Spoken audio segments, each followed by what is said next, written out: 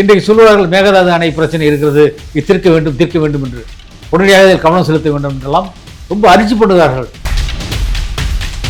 இவர்கள் அணை கட்ட போறாங்க அவர் சொல்லிக்கிட்டு இருப்பார் சிவகுமார். நான் திருப்பி கேட்கிறேன், இப்ப இந்த சிவகுமார் யார்? இப்ப இருக்கிற முதலமைச்சராக இருக்காரு. இவர் வந்து திமுகவா அப்படிங்க பிரச்சாரம் பண்ணவர் தான் தமிழ்நாட்டில் இந்த 2026. அந்த சிவகுமார் உங்களுக்கு ரொம்ப வேண்டியவர் தானே. புதிய நடுவர் மன்றம் அமைக்கணும்னு சொல்றாரு உதயநிதி. நடுவர் மன்றம் அமைச்சது காரணமே கலைஞர் அவர்கள் தான். உங்க தாத்தா அமைத்த நடுவர் மன்றத்தை நீங்க தப்புன்னு சொல்றீங்களா? அவர் மீது சர்க்காரிய கமிஷன் வழக்கு வந்துடக்கூடாது என்பதற்காக அன்றைய பிரதமராக இருந்த இந்திரா காந்தி அம்மையார் சொன்னதற்காக அந்த வழக்கை உடனடியாக வாபஸ் வாங்கியது யார்? கலைஞர் தானே. அந்த வழக்கு இருந்ததாலே இன்னைக்கு தீர்ப்பு நமக்கு சாதகமாக வந்திருக்குமே. அன்னைக்கு நீங்க வாபஸ் வாங்கினீங்க. இந்த வரலாறுலாம் யாருக்கும் தெரியாதுன்னு சொல்றீங்களா? நீங்க கதை விடுறீங்களா தெரியாதுன்னு சொல்லிட்டு? 63 பேரை சுட்டுக் கொண்டவர் கலைஞர் விவசாயிகளை. நீங்க தான் விவசாயிகளுக்காக பேசுறீங்களா? பாருங்க, வார்த்தைக்கு வார்த்தை. இன்னும் 6 மாதம் இந்த அரசாங்கம் தாங்காது. திமுக தலைவர் சொல்றாரு இல்லையா, கட்டி பிடிச்சி அப்படியே விஜயை கட்டி பிடிச்சிங்க. கட்டி பிடிக்கும் போது நான் சொல்லுவேன், கையிலே ஒரு கட்டாரியை வைத்துக் கொண்டிருந்தீர்களா? எப்படா முதுகுல குத்துறதுன்னு வச்சிருந்தீங்களா? 2006 இவங்க 96 பேர் தான் இருந்தாங்க. அது மைனாரிட்டி அரசாங்கம் இல்லையா? அப்படிங்கிறப்ப நீங்க அவங்கள மைனாரிட்டி சொல்றதுக்கு உங்களுக்கு என்ன தகுதி இருக்குங்கிறேன். ஆக நீங்களே மைனாரிட்டி நடத்துறவங்க, உங்க தாத்தா நடத்தி இருக்கிறாரு.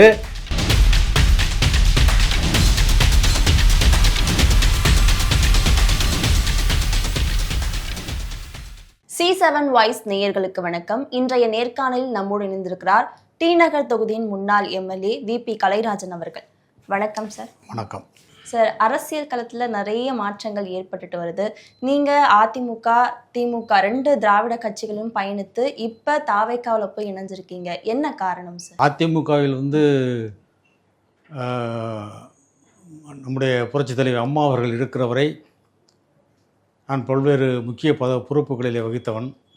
அந்த கட்சி வளர்வதற்கு பல இளைஞர்களை இந்த இயக்கத்திலே நான் சேர்த்தவன். என்னால் வளர்க்கப்பட்டவர்கள் மாநிலம் முழுவதும் இன்றைக்கும் இருக்கிறார்கள். அம்மாவின் மறைவுக்கு பிறகு கட்சி சிதறுண்டு போகிருந்த நிலையில்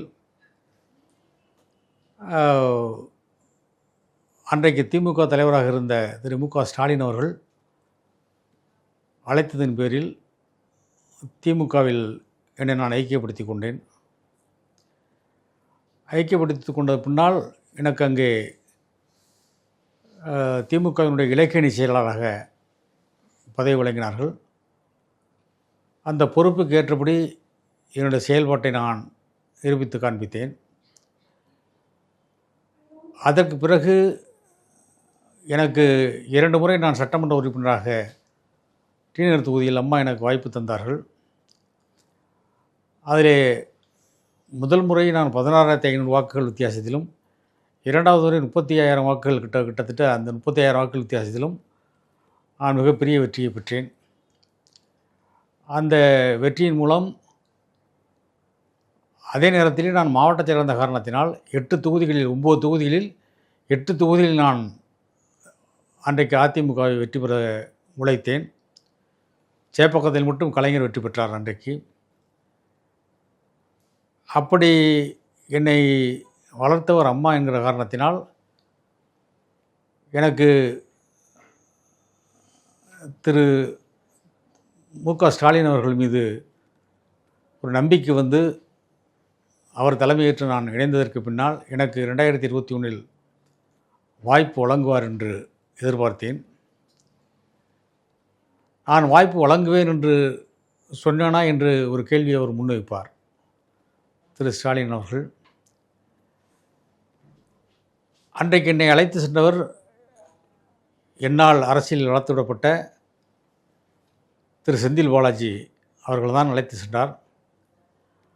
அவர் எனக்கு போட்டியிடுவதற்கு வாய்ப்பு வாங்கி தருகிறேன், வழங்கப்படும் என்று கூறிய காரணத்தினால்தான் நான் அங்கே சென்றேன். 2021 போட்டியிடுவதற்கு எனக்கு வாய்ப்பு வழங்கப்படவில்லை. அதற்கான காரணம் அந்த தொகுதியில் இருந்த அன்பழகன் மாவட்ட செயலாளர்கள் இறந்து போன காரணத்தினால் அவருடைய குடும்பத்தினர் ஒருவருக்கு தர வேண்டியிருந்தது. ஆனால் அவர் தம்பிக்கு தந்தேன் என்று அண்ணன் ஸ்டாலின் அவர்கள் இடத்திலே சொன்னார்கள். அதை ஏற்றுக்கொண்டேன். அதற்கு பிறகு 5 வருடம் பயணித்தேன். நான் எந்த பதவியும் அவரிடத்திலே நான் கேட்கவில்லை.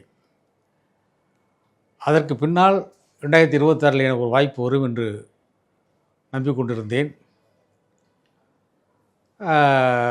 அந்த வாய்ப்பு வழங்கப்படும் என்று உறுதியாக கூறிய காரணத்தினால்தான் நம்பிக்கையோடு இருந்தேன். ஆனால் எனக்கு வாய்ப்பு வழங்கப்படவில்லை மீண்டும். அது என்ன காரணம் என்று தெரியவில்லை.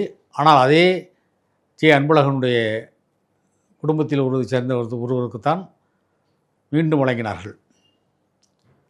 ஆக வெற்றி பெறக்கூடிய ஒரு சூழல் இருந்தும் கூட எனக்கு வாய்ப்புகள் மறுக்கப்படுவதற்கு என்ன காரணம் என்று நான் சிந்தித்து பார்த்தபோது 2006 2011 திமுக ஆளுங்கட்சியாக இருந்தபோது நான் எதிர்க்கட்சியாக இருந்து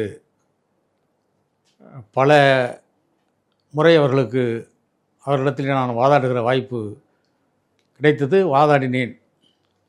அதெல்லாம் அவர்களுக்கு வெறுப்பாக இருந்திருக்கும் என்று நினைக்கிறேன். அதனால தான் என்னை பழிவாங்குவதைப் போல அழைத்து வைத்து என்னை பழிவாங்கினார்கள். சரி, நீங்கள் அந்த விலகும் பொழுது ஒன்று சொல்லியிருந்தீங்க, திமுக என்னை இப்போவும் அதிமுக காரணம் நினச்சதுனால தான் பதவி கொடுக்கலையா அப்படின்ற ஒரு கேள்வி நீங்கள் அந்த ப்ரெஸ் மீட்டில் கொடுத்துருந்தீங்க.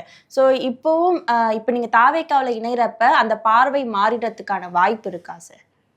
வாய்ப்பு இருக்கும் என்று நான் நம்புகிறேன். ஏனென்றால் அதிமுக காரணமாக அவர்கள் பார்த்திருந்த காரணத்தினால்தான் எனக்கு வாய்ப்பு வழங்கவில்லை என்று நான் அன்றைக்கு கூறியதற்கு காரணம் அப்படி அவர்கள் என்னை பார்த்திருப்பார்கள் என்று நான் சந்தேகப்பட்டேன். மீண்டும் மீண்டும் எனக்கு பின்னாலே சேர்ந்தவர்கள் எல்லாம் திமுகவிலே, எனக்கு பின்னால் வந்தவர்களுக்கெல்லாம், அதிமுகவில் வந்தவர்களுக்கெல்லாம் சட்டமன்ற உறுப்பினராக போட்டியிடுவதற்கு வாய்ப்பு வழங்கினார் அண்ணன் ஸ்டாலின் அவர்கள். ஆனால் எனக்கு மட்டும் ஏன் வாய்ப்பு மறுக்கப்பட்டது என்பதுதான் எனக்கு பெரிய கேள்விக்குறியாக இருந்தது. அப்படி என்றால் அப்பொழுது என்னை ஏதோ திட்டமிட்டு என்னை வஞ்சிப்பதை போல நான் உணர்ந்தேன். அதனால இந்த வார்த்தையை நான் பயன்படுத்தினேன். இப்பொழுது தாவேக்காக்கு நீண்ட நேரம் ஆய்வுக்கு பின்னால் தான் சிந்தித்து தான் இந்த முடிவு எடுத்தேன். நான் திராவிட கட்சியிலே இருந்தவன் நாம் அடுத்து தந்தை பெரியாரை அவர்களை முன்னிலைப்படுத்தி வைத்திருக்கிறார்கள். அதே போல திருவள்ளுவரை அவருடைய வரியை பிறப்புக்கும் எல்லா உயிருக்கும் என்கிற வார்த்தையை அங்கே வைத்திருக்கிறார்கள். ஆக இதையெல்லாம் வைத்து பார்க்கிற போது அவர்களும் திராவிட இயக்கத்தினுடைய கொள்கையை பின்பற்றக்கூடியவர்கள்தான் ஹிந்தியை எதிர்க்கிறார்கள்.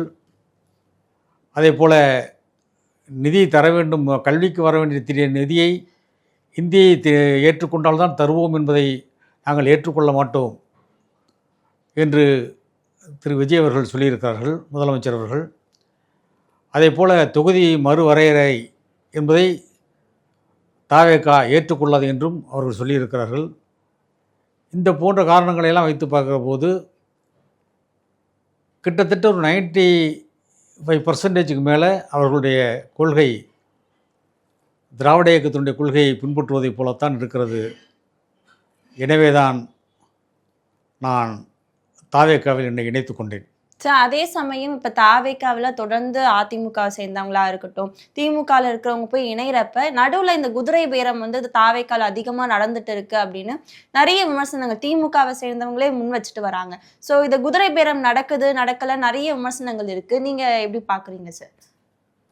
இப்போ அவர்களாக விரும்பி தாவேக்காவில் சேர்கிறார்கள். எந்த சட்டமன்ற உறுப்பினரையும் நீங்கள் பதவியை ராஜினாமா செய்துவிட்டு வாருங்கள் என்று மாண்புமிகு முதலமைச்சர் விஜய் அவர்கள் அழைத்ததாக எனக்கு தெரியவில்லை.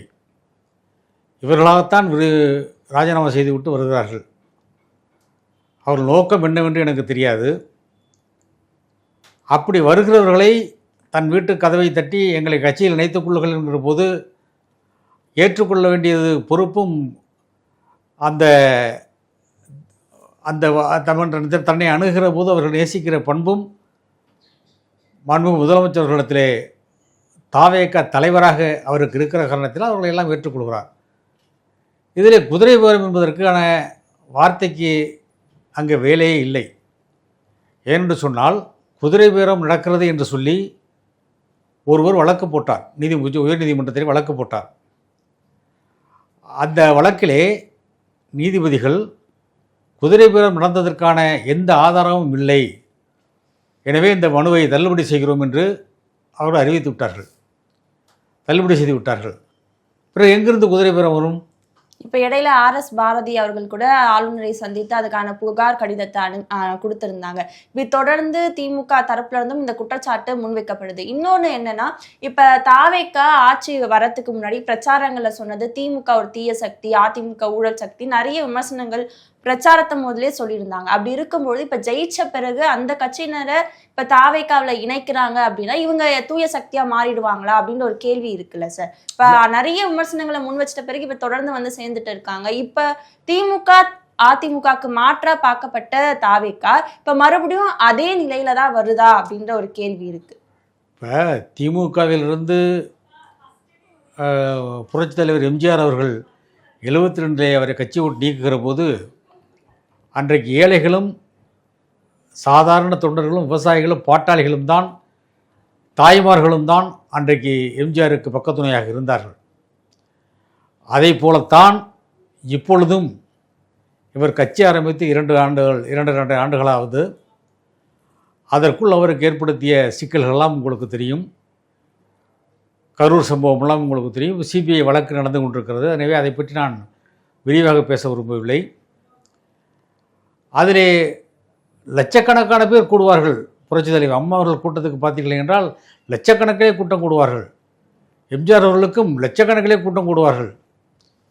இப்பொழுது கரூர் சம்பவத்திலே இவர்கள் நாமக்கல்லிலே வந்து ஒரு 5 மணி நேரம் காலதாமதமாக ஏன் கரூருக்கு வந்தார் என்று கேள்வி கேட்கிறார்கள். 1.5 நாள் கழித்து கூட எம்ஜிஆர் போயிருக்கிறார், மக்கள் காத்துக்கொண்டே இருப்பார்கள். இதெல்லாம் முன்னுதாரணம் இருக்கிறது. அதையெல்லாம் எடுத்து இப்போ பேசினோம் என்றால் இது சாதாரண விஷயம்தான். இது அப்படி போனபோது 25,000 பேர், அதிகபட்சம் 30,000 பேர் அந்த இடத்திலே கூட்டம் கூடியிருப்பார்கள். நாமக்கல்லில் இருந்து கூட்டத்தை முடித்துவிட்டு இங்கே வருகிறார். எனவே கூட்டம் அங்கே இருக்கிறது, இங்கேயும் இருக்கிறது. வந்தபோது 30,000 பேரை காவல்துறையினர் தழுந்தால் கட்டுப்படுத்தியிருக்க முடியுமா, முடியாதா? லட்சக்கணக்கானவர்கள் கூடியிருந்த எம்ஜிஆர் கூட்டத்திலேயே காவல்துறையை கட்டுப்படுத்த முடிந்தது என்று சொன்னால் அன்றைய காவல்துறையின் எண்ணிக்கை குறைவுதான்.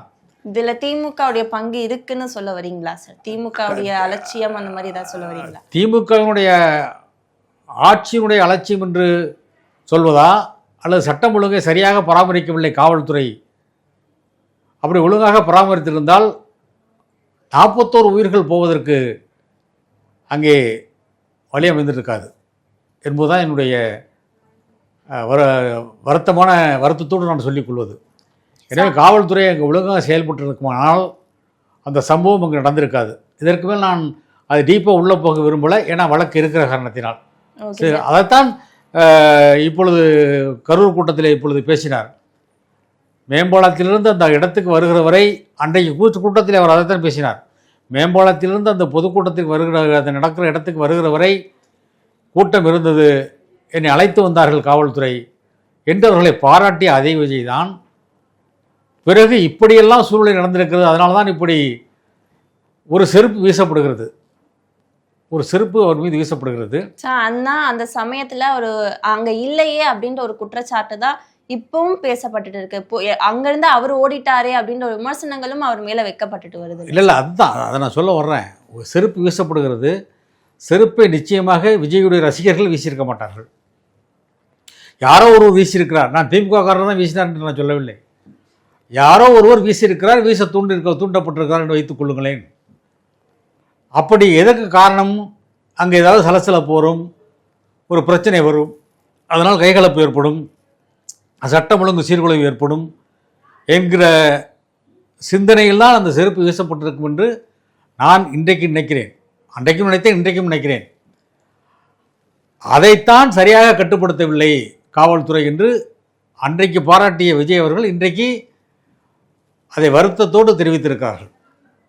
அதான் அந்த ஒழுங்காக கட்டுப்படுத்தியிருந்தால், சட்டம் ஒழுங்கை கட்டுப்படுத்தியிருந்தால் நிச்சயமாக காவல்துறை கட்டுப்படுத்தியிருக்குமே. ஆனால் இவ்வளவு பேர் இறந்திருப்பதற்கு வாய்ப்பு இல்லை.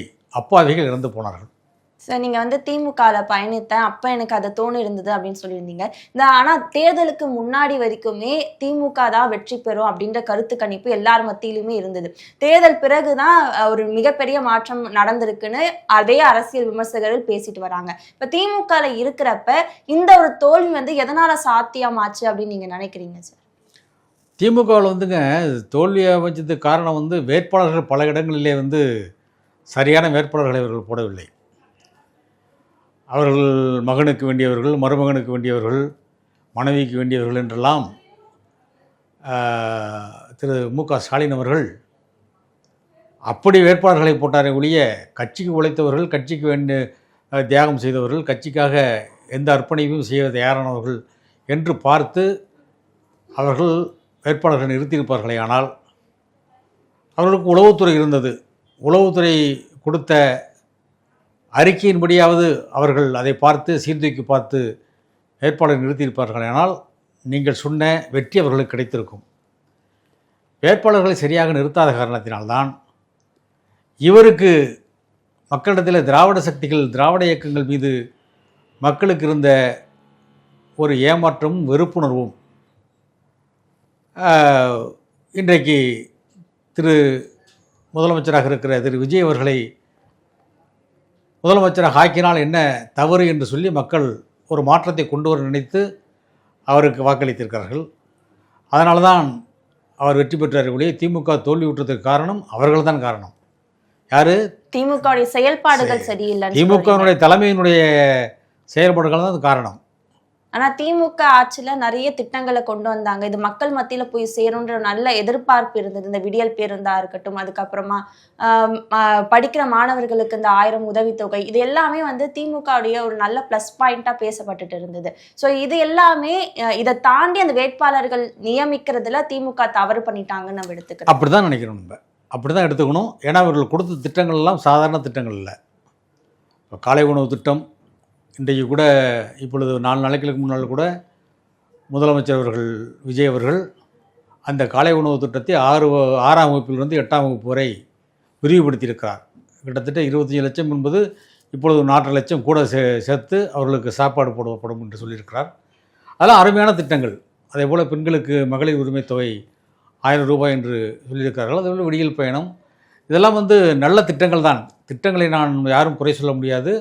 பல்வேறு மாநிலங்கள் பாராட்டி அந்த மாநிலங்களில் திட்டங்களை எல்லாம் அமல்படுத்தினார்கள். அந்த பெருமையெல்லாம் அன்றைய முதலமைச்சராக இருந்த அண்ணன் திரு மு.க. ஸ்டாலின் அவர்களுக்கு நிச்சயமாக போய் சேரும். அதில் எந்த மாற்று கருத்தும் நான் சொல்ல விரும்பவில்லை. ஆனாலும் அதையும் மீறி தோற்றது என்று சொன்னால் நிறுத்தப்பட்ட வேட்பாளர்கள் சரியான வேட்பாளர்கள் இல்லை என்பதுதான் என்னுடைய ஒரு கருத்தாக நான் நினைக்கிறேன். அதே மாதிரி தானே சார் தாவேக்காவிலையுமே வந்து மற்ற கட்சியிலேருந்து வந்தவங்களுக்கு தான் வாய்ப்பு கொடுத்தாங்க, வேட்பாளர்களாக நிற்க வச்சாங்க. ஏன்னா தாவேக்காவில் வந்து அவங்க கட்சிக்காக உழைத்தவங்களை முன்னெடுத்தலைன்ற விமர்சனங்கள் அந்த வேட்பாளர்கள் அறிவிக்கும் போதே நிறைய பேசப்பட்டது. அப்படி இருக்கும்பொழுது இது திமுகவுக்கு இது ஒரு பலவீனமான ஒரு சூழல் நம்ம எடுத்துக்க முடியுமா? இல்லை, எனக்கு தெரிந்தவரை தாவேக்காவில் வந்து வேட்பாளர்கள் வந்து புதிதாக ஆரம்பிக்கப்பட்ட கட்சி, சரியான கட்டமைப்பு இன்னும் பல இடங்களில் அவர்கள் உருவாக்க வேண்டியிருக்கிறது. இன்னும் சொல்லப்போனால் இன்றைய முதலமைச்சர் ஜோசப் விஜய் அவர்கள் கூட 234 தொகுதிகளுக்கும் சுற்றுப்பயணம் செய்து வாக்கு கேட்கவில்லை. பல பகுதிகளுக்கு அவரால் வாக்கு கேட்க செல்ல முடியவில்லை, சென்று வர முடியவில்லை. அப்படி இருந்தும் அவர் 234 தொகுதிகளுக்கும் போயிருந்தாலும் அந்த வெற்றி பெரிய வெற்றியாக அவருக்கு அமைந்திருக்கும். ஏன்னா மக்களிடத்திலே ஒரு மாற்றம் இருந்திருக்கிறது. மக்கள் வந்து ஒரு மாற்றத்தை கொண்டு வருவோம் என்று நினைத்து விட்டார்கள், தீர்மானித்து விட்டார்கள்.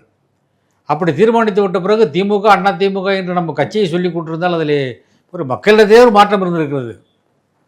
2வது வேட்பாளர்களிடத்திலும் சில குறைகள் இருந்திருக்கிறது.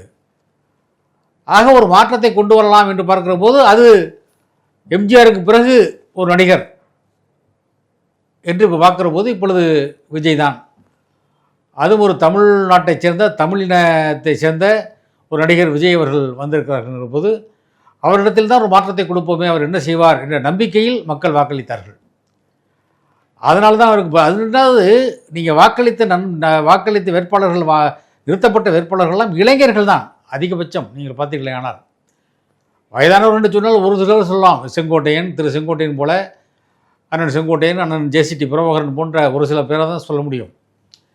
மற்றவர்கள் எல்லாம் இளைஞர்கள் தான். அவர் ரசிகர் மன்றத்தை சேர்ந்தவர்கள் தான் பெரும்பாலும். அதிலே அப்படிப்பட்டவர்களைத்தான், அவர்களுக்கு உழைத்தவர்களைத்தான் அவர் வேட்பாளராக நிறுத்தியிருக்கிறார். நீங்கள் அதை தான் பார்க்கணும். யாரையும் ஒரு புறந்தள்ளவில்லை. ஒரு இடத்துல வந்து 4 பேர் ரசிகர் மன்றத்தை சேர்ந்தவர்கள் என்று சொன்னால் ஒருவருக்கு தான் சீட்டு கொடுக்க முடியும். அப்படி ஒருவருக்கு கொடுக்கும்போது 2-3 பேருக்கு அதுக்கு கொடுக்க முடியாத வாய்ப்பு போயிருக்கும். அப்படி வேண்டுமானாலும் குறை சொல்லலாம் முடியும். கொடுக்கப்பட்டவர்கள் எல்லாமே இளைஞர்கள் தான். இன்றைக்கு பார்த்தீங்கன்னா அமைச்சரவையில் பார்த்தீங்கன்னா முக்கால்வாசி இளைஞர்கள் தான்.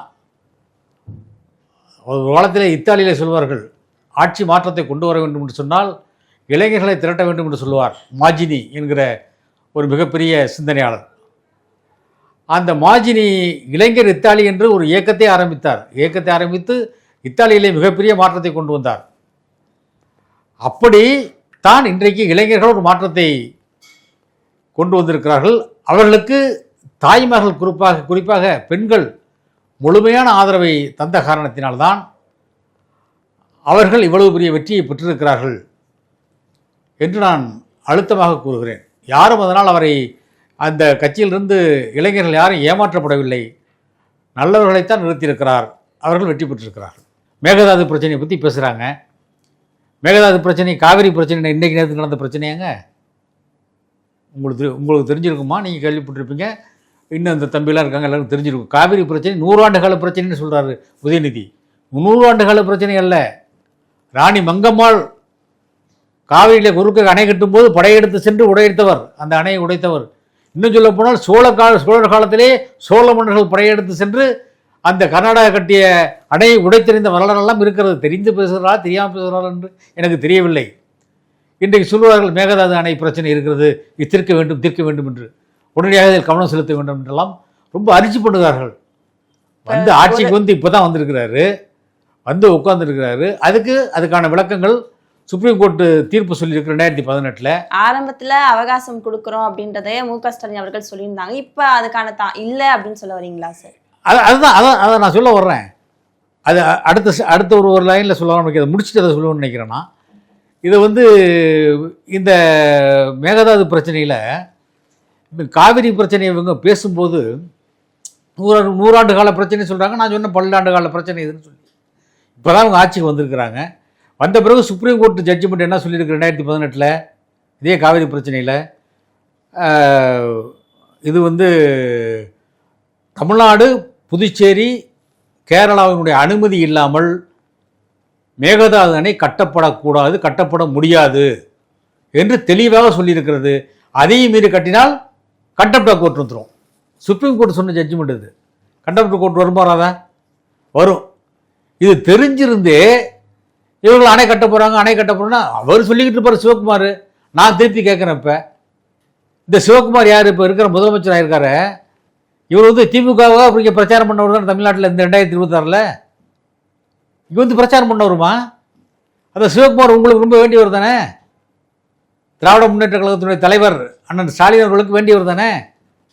நீங்கள் சிவகுமார்கிட்ட பேசலாம்ல ஒரு தமிழர்கள் அடிப்படையில். இன்னும் சொல்ல போனால் டெல்டாவில் அந்த டெல்டா சீமையை சேர்ந்தவர் தான் அண்ணன் ஸ்டாலின் அவர்களும். நீங்கள் சிவகுமார்கிட்ட பேசி மேகதாது பிரச்சனையை பெருசு பண்ணாதீங்க, காவிரி பிரச்சனையில் வந்து எங்களுக்கு வந்து விவசாயிகளுக்கு பாதிப்படையும்னு இவர் பேசலாம்ல. ஏன் பேசலை? உங்களுக்கு பிரச்சாரம் பண்ணார்ல, அவர் தானே அந்த சிவகுமார். இப்போ மட்டும் திடீர்னு ஏன் கிளம்புறாரு, திடீர்னு ஏன் பேசுகிறாரு, பிரச்சனை பண்ணுறாரு?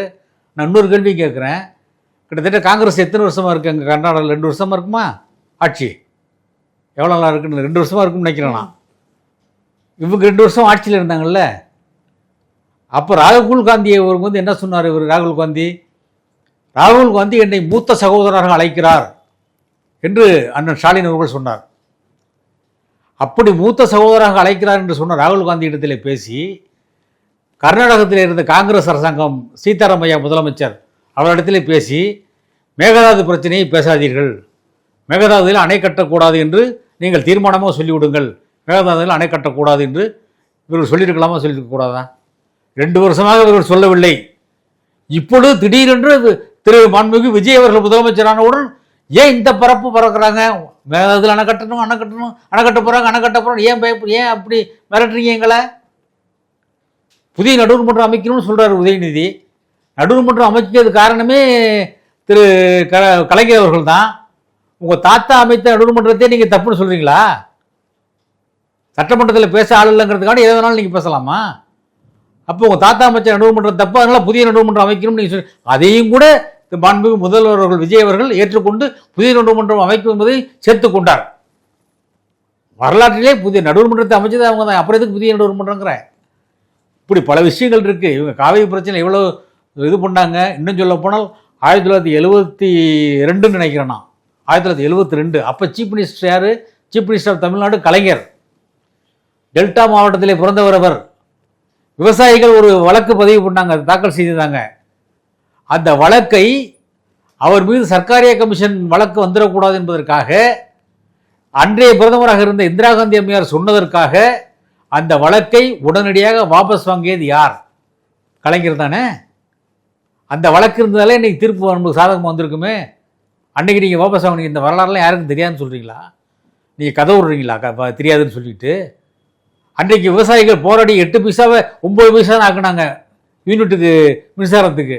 1 பைசா ஏற்றுனதை நீங்கள் வாபஸ் வாங்கணும்னு சொல்லி போராடினாங்க விவசாயிகள். 63 பேரை சுட்டு கொண்டவர் கலைஞர் விவசாயிகளை. நீங்கள் தான் விவசாயிகளுக்காக பேசுகிறீங்களா? சகோதரர் உதயநிதி ஸ்டாலின் அவர்களை கேட்டுக்கொள்கிறேன். எனவே காவிரி பிரச்சனையை குழப்பத்தை ஏற்படுத்தி அதை வைத்து இந்த அரசாங்கத்தை நீங்கள் சீர்குலைக்க வேண்டும். அல்லது இந்த அரசாங்கத்தை பாருங்கள், வார்த்தைக்கு வார்த்தை, இன்னும் 6 மாதம் இந்த அரசாங்கம் தாங்காது சொல்கிறாரா இல்லையா? திமுக தலைவர் சொல்கிறாரா இல்லையா? இப்ப அனிதா ராதாகிருஷ்ணன் அவர்கள் சொன்னது கூட முதலமைச்சர் 6 மாசத்துல இந்த ஆட்சி கவிழ்ந்துரும் அப்படின்றத தான் சொல்லியிருந்தாங்க. ஆமா, அப்படி சொல்றாருல்ல, சொல்லலாமா? அவரு அதுக்கான நல்ல எண்ணம் இருந்தால், நல்ல எண்ணங்கள் இருந்தால் இந்த ஆட்சி நீடிக்கட்டும் அப்படின்னு சொல்லணுமா இல்லையா? உங்களை முதலமைச்சரான உடனேயே நேரடியாக போய் பார்த்தாரா இல்லையா? நேரடியாக போய் பார்த்தா நீங்கள் கட்டி பிடிச்சிங்களா இல்லையா? கட்டி பிடிச்சி அப்படியே விஜயை கட்டி பிடிச்சிங்க. கட்டி பிடிக்கும்போது நான் சொல்கிறேன், கையிலே ஒரு கட்டாரியை வைத்துக் கொண்டிருந்தீர்களா? கட்டாரி என்று சொன்னால் கத்தி என்று வைத்துக் கொள்ளுங்களே. எப்படா முதுகில் குத்துறதுன்னு வச்சுருந்தீங்களா? அதான் அடுத்த 4 நாளில் பையனுக்கு எழுதி கொடுத்து சட்டமன்றத்தில் வந்து எழுதி படிக்கிறாரு. இந்த அரசாங்கத்தை விமர்சித்து, காவிரி பிரச்சனையை விமர்சித்து, நடுவர் மன்றத்தை விமர்சித்து, இது மெஜாரிட்டி இல்லாத அரசாங்கம் என்றெல்லாம் அன்றைக்கு பேசினார்கள், உதயநிதி பேசினார்கள். அன்றைக்கு நான் அவையில் இல்லை, இருந்திருந்தேன் தான் நான் வந்து எனக்கு வாய்ப்பு இல்லை. 2006 இவங்க கவர்மெண்ட் இருந்துச்சுல்ல, அப்போ நான் எம்எல்ஏ, எதிர்கட்சி எம்எல்ஏ. அப்போ இவங்க எத்தனை எம்எல்ஏ இருந்தாங்க? 96 பேர் தான் இருந்தாங்க. அது மைனாரிட்டி அரசாங்கம் இல்லையா? இப்போ இவங்க 108 பேரில் இருக்காங்க. திரு மாண்புமிகு விஜய் அவர்களுடைய தலைமையில் இருக்க கட்சி ஆட்சி வந்து 108 பேர் மெஜாரிட்டி. உங்களோட கூடுதலாக தான் வச்சுருக்காங்க. அப்படிங்கிறப்ப நீங்கள் அவங்கள மைனாரிட்டி சொல்கிறதுக்கு உங்களுக்கு என்ன தகுதி இருக்குங்கிறேன். ஆக நீங்களே மைனாரிட்டி நடத்துனவங்க, உங்கள் தாத்தா நடத்தியிருக்கிறாரு. அப்போ நீங்கள் அடுத்தவங்கள மைனாரிட்டி சொல்லக்கூடாதுல்ல. இதெல்லாம் சொன்னாங்க. நான்லாம் இல்லை, எனக்கு வருத்தமாக இருந்துச்சு அதை பார்க்குறப்ப. இப்படிலாம் பேசுகிறாங்களே, அநியாயமாக பேசுகிறாங்களேன்னு. தொடர்ந்து பல்வேறு அரசியல் தகவல்களை பகிர்ந்து கொண்டதுக்கு நன்றி சார். மிகவும் நன்றி.